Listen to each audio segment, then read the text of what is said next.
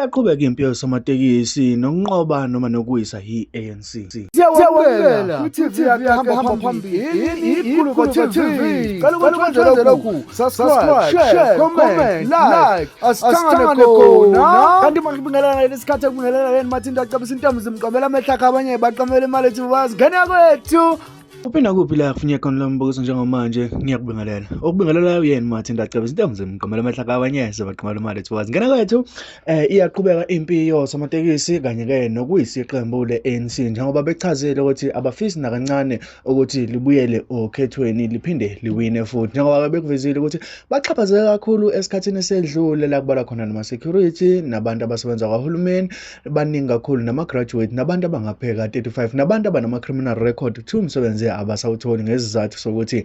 banama criminal record. Umbuzo lokumile ngabantu abanama criminal record ukuthi kusuke sekumele wenze njani mangabe ke usune criminal record uchaza ukuthi kusho ukuthi kumele ukuthi nomphoma ejele uphinde uqhubeke nakho ukuba isigebengu futhi laba ke abadayisa emgwaqweni bona baphucelwani impahla lezo basuke beyidayisa ngoba ke basuke bezamela imindeni yabo ukuthi ladlile ngoba amathuba emisebenzi kuqondakala ngokusobala ukuthi awasekho ingoba nabo kufanele benze ubugebengu yini. Ube ke esechaza uGotole owaziwa ngosomatekisi odumile eGoli wathi uzokhipha usuku ekuyilona ke abazo xoxa ngalo bethembisane noma ke bekhiphe iqembu kulona bazolithemba ngevoti lalo. Ubeke esekudalula ngokusobala ukuthi usuke kuyilona okuzokhishwa ngalo usuku okuzokhishwa ngalo iqembu elizovotelwa osomatekisi kubala khona honogada kubala khona ke nabantu abasebenza kwahulumeni ngaphansi kwencindezi kubala nabantu abangapheka 35 abangasebenzi kubalwa nabantu abama graduate abangasebenzi kubalwa nabantu abanama criminal record abantu abaningi kakhulu osomatekisi aba driver ama truck lapha ke ubese ke kufanele bayilalele inkulumo yakhe ngoba umhla ka8 lapha ngo12 uyobeke esekhipha ukuthi uyobe kupha abe indaba bayobe bekhona. Uthe umeqhuba wathi sanibona nwengane zakwethu uGodoleke lo okankomgodolo umfana niyalwazi udaba uhulumeni wamalenke onke eSouth Africa kanti ke nangakini yimo phethe awuna chance awuna plan ngane zakwethu. Before ngizoqhubeka nokuningi ngithi ake ngidlulisa ukubonga nje lapha esalukwazini sami uMahadebe walapha kwamajozi kwangubukazi ngokuthi egcine ngivumelile ukuthi ngimemezele iqembu elizovotelwa yiwo wonke umuntu ongenayo ivoice yokuzikhulumela noma ekhuluma engezwakali. Ngani zakwethu isinqumo sesikhona ke angifuni ukubambezela ngomhla ka 8 ngeFriday kungolwesihlanu ngo1 emini bebade ngizobe ngiannounce ngokusemthethweni iqembu esizolivotela njengama security angakhulunyelwa esizolivotela njengo driver abangakhulunyelwa esizolivotela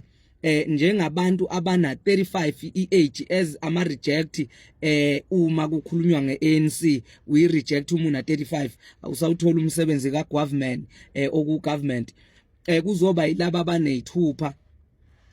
ithupha ke ngisho ukuthi ilaba kuthiwa banama criminal record njoba nabo kuthiwa abavote kodwa ngapha abanayo ivoice abakwazi ukukhuluma bavota kuphela abawuthola umsebenzi under government. Kuzoba ama graduate njengoba beno 10 years or 5 years or 3 years ba graduate kodwa abayithola umsebenzi. Kuzoba ama domestic worker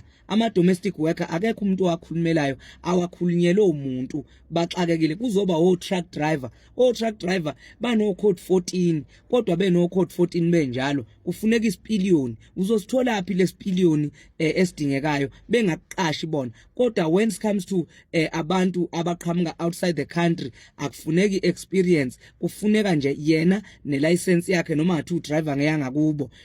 bese beholelwa imali encane baye bethu ama cheap labor ke ngesilungu angazi noma kunjalo kodwa ngani zakwethu kuxakekiwe bese kuzoba othisha bakhona othisha aba qualified kodwa kuthiwa kuqashwa ama extra teachers. How can you employ uthi umuntu extra teachers but uqualified for ukuba uthisha uyenza kanjani leyo nto leyo kusho ukuthi kunokuchaphazeka okukhona phakathi amaphoyisa awafuna ukukhuluma axakekile asebenziswa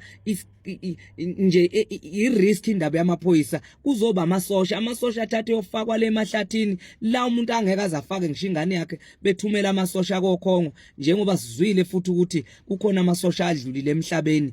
ngendaba yaseKhongo kuningi ingane zakwethu kuningi kakhulu esingakubalula baningi uma uzazi ukuthi awunayo ivoice uzoba omama laba abathengisa emgwaqeni abahlezi bephucwa ngama metropolis everyday izinto zabo asazi noma kufune beyokwebani labo bantu labo ngani zakwethu ngicela sivukeni singama South African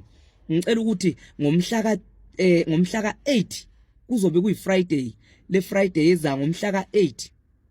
ngiyanicela ngani zakwethu ngicela nibukele ulive wami kuzobe kuneintatheli ezizobe zimenyiwe ezizobe zikhona lapha ngizo announcer iqembu elizolandelwa yonke umuntu onganalizwi ongakwazi ukuzikhulumela iqembu okuyilona elizokwazi ukuthi uma kukhulunywa ngomuntu omnyama kukhulunywa ngobani ngibonga kakhulu nje ukuthi umaye ngivumele ngoba bamtshela into wrong laba babemtshela bethi hayi my announce iqembu kuzoba nje akanga understand ke lapho kodwa ngikwazile ukuthi ngim understandise ukuthi ma kunje mina I'm fight for my children cause thina we are reject uyabona so uma uyintsha uyabona uma ufunda isikole njengamanje usesikoleni ngicela sambe uze la kimi siyovotela leli qembu esolvotela ngoba vele mawuphuma lapho kwa matric angeke uzukwazi ukuya euniversity ngoba uANC udlile zonke imali zabafundi uNSFAS ngoba vele intsha abayithathi njengabantu noma njengabaholi abazohola lelizwe kusasa bazokuthi kufanele bona beyicabangele bona bodwa kuzoba izingane esema university njengoba nilapho ningabi nethemba nicabanga ukuthi khona uANC onganisiza ngakho njengamanje it's a time the power is in your hand ukuthi ukwazi ukuqhubeka nesikole yonke into ibe right i29 kuMay usuku lapho sizoshintsha khona impilo zethu usuku lapho khona sizokhipha ngaphandle iqembu lamasela iqembu elikhwabanisa imali zomphakathi ukuthi umphakathi ungakwazi ukusizakala ngiyacela ukuthi ungaphuthela uma uzobusa emsebenzini chiya lapho recordile iTV yakho lapha indishi yakho DSTV uzokwazi ukuthola lonke ulwazi okufanele ukuthi ulithole ukuthi ugodole utheni angeke ngize nginilahlise you never go wrong if uzolandela ugodole yonke into akazobe yenza ngiyanicela ke ngani zakwethu ngicela ukuthi wonke umuntu ngolwesihlanu ngomhla ka 8 ngo1 emini ngizobe ngimemezela ngokusemthethweni iqembu esizohamba nalo ngicela ningangibuza ukuthi liphi uzokuthola ngolwesihlanu lokho ngeFriday yangomhla ka 8 ngo1 emini ngicela ukuthi ube live ku TikTok wakho ube live ku WhatsApp sorry awunaki ngithi live ku WhatsApp manje ube live ku Facebook wakho uyangithola lapha ugodole 73 ku Facebook ugodole 73 ku TikTok uzokwazi ukungithola lapho uma uluziwe lapho bazobe bekhona beindaba abazobe beqopha straight into ezobe yenzeka lapho ukuthi kuzobe kwenzakalani yonke into kuzobe kuhlelwe ngenhlelo uzokwazi ukuyibona yonke lento engikhuluma ngayo ngicela ungaphuthela ke ngani zakwethu wonke umuntu ongana ivoice eSouth Africa njengamanje asiphumene ezweni laseGibhithe siyongena ezweni laseKenana la kuzonakekelwa khona umuntu omnyama la kuzonakekelwa khona umuntu ongasebenzi kuyekwe ukuthi abantu bephiwa ama 350 kuzokwakhiwa amathuba omsebenzi ukuthi abantu besebenze not ukuthi kufanele bephiwe imali landelani leli qembu ke engizolumemezela mabhinqa nonke sizwe samabhinqa ngiyanicela ngani zakwethu ngicela ukuthi njengamanje sibuyiseni South Africa le hambayo njengamanje esingeke sayithola uma sihluleke manje nazi ukuthi kuphelile ngathi ngiyanicela sizwe samabhinqa ngicela ukuthi nonke nisondele eduzane nizokwazi ukulalela lokho engizobe ngikusho angeke ngize nginidukise ngeke nginilahlise you never go wrong if uzolandela leli qembu engizobe ngilishilo abo taxi driver sukumani bafana isikhathi sethu manje belungu bethu ma owner isikhathi sethu manje niyeke ukwesaba imoto zenu ziphoundwa mhlana malanga ziqede idliwe emva kwalokho ngicela nisukume nicabangele nina niyeke ukuthi nizocatshangelwa yithi ngaso sonke isikhathi njengoba silwa nani sifuna nibe ingxenye yalento esilwa nayo ukuthi iSouth Africa ithola inkululeko nithola inkululeko nani ngeemoto zenu njengoba uhulumeni efuna ukuyithatha imboni yamatekisi. Ngiyabonga ngani zakho.